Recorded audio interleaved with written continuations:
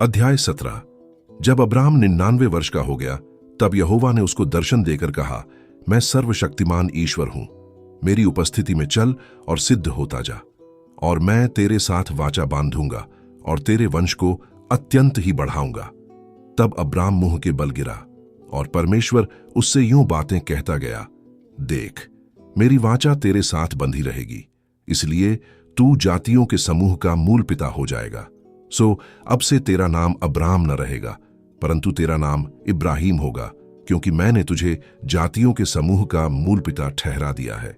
और मैं तुझे अत्यंत ही फुलाऊंगा और तुझको जाति जाति का मूल बना दूंगा, और तेरे वंश में राजा उत्पन्न होंगे।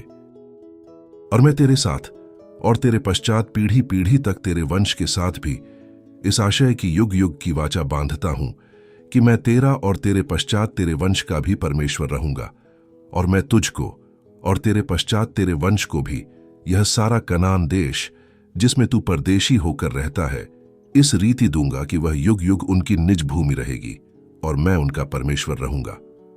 फिर परमेश्वर ने इब्राहिम से कहा, तू भी मेरे साथ बांधी हुई वाचा का पालन करना, तू और तेरे पश्चात तेरा वंश भी अपनी अपनी पीढ़ी में उसका पालन करे। मेरे साथ बांधी हुई वाचा जो तुझे और तेरे पश्चात तेरे वंश को पालनी पड़ेगी, सो यह है कि तुम में से एक एक पुरुष का खतना हो। तुम अपनी अपनी खलड़ी का खतना करा लेना। जो वाचा मेरे और तुम्हारे बीच में है, उसका यही चिन्ह होगा। पीढ़ी पीढ़ी में केवल तेरे वंश ही के लोग नहीं, पर जो तेरे घर में उत्पन्न हो, वह परदेशियों को रुपा देकर मोल लिए जाए। ऐसे सब पुरुष भी जब 8 दिन के हो जाए, तब उनका खतना किया जाए। जो तेरे घर में उत्पन्न हो अथवा तेरे रुपए से मोल लिया जाए, उसका खतना अवश्य ही किया जाए। सो मेरी वाचा जिसका चिन्ह तुम्हारी देह में होगा, वह युग युग रहेगी।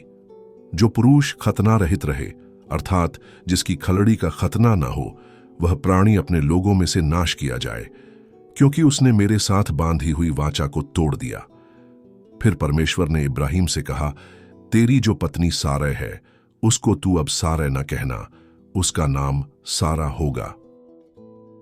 और मैं उसको आशीष दूंगा और तुझको उसके द्वारा एक पुत्र दूंगा, और मैं उसको ऐसी आशीष दूंगा कि वह जाति जाति की मूल माता हो जाएगी, और उसके वंश में राज्य राज्य के राजा उत्पन्न होंगे।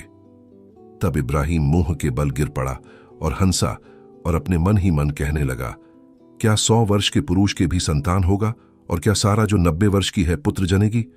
और इब्राहिम ने परमेश्वर से कहा, इश्माएल तेरी दृष्टि में बना रहे, यही बहुत है।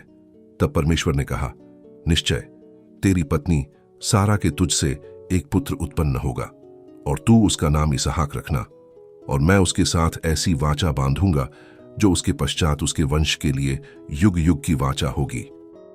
और इश्माएल के विषय में भी मैंने तेरी सुनी है। मैं उसको भी आशीष दूंगा और उसे फलाऊंगा और अत्यंत ही बढ़ा दूंगा। उससे 12 प्रधान उत्पन्न होंगे, और मैं उससे एक बड़ी जाति बनाऊंगा। परंतु मैं अपनी वाचा इसहाक ही के साथ बांधूंगा, जो सारा से अगले वर्ष के इसी नियुक्त समय में उत्पन्न होगा। तब परमेश्वर ने इब्राहिम से बातें करनी बंद की और उसके पास से ऊपर चढ़ गया।